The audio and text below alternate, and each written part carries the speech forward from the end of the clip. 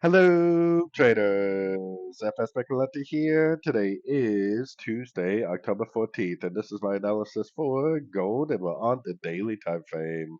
So, on the daily time frame, like I've been saying for weeks now, I definitely am still only recommending longs. We don't have a breaker structure, we don't really have much of a fib bounce, and we definitely don't have a lower high.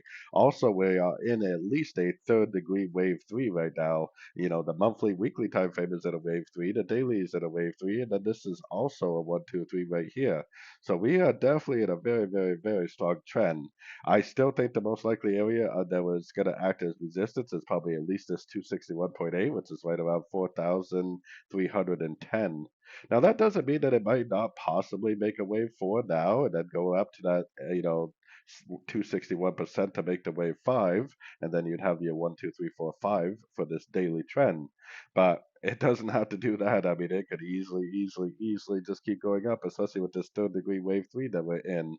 So going down to the 1 hour time frame, yes, we did get a nice impulsive move down, but like I said, we need to be very, very cautious about assuming that it's going down. You might have thought that this was going down over here, or you might have thought this was going down over here, or maybe even way back here. And what happened? It just kept on going up.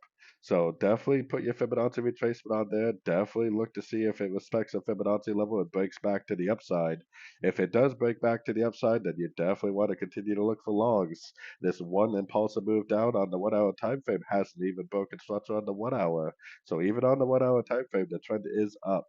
And it definitely could continue its uptrend very, very easily.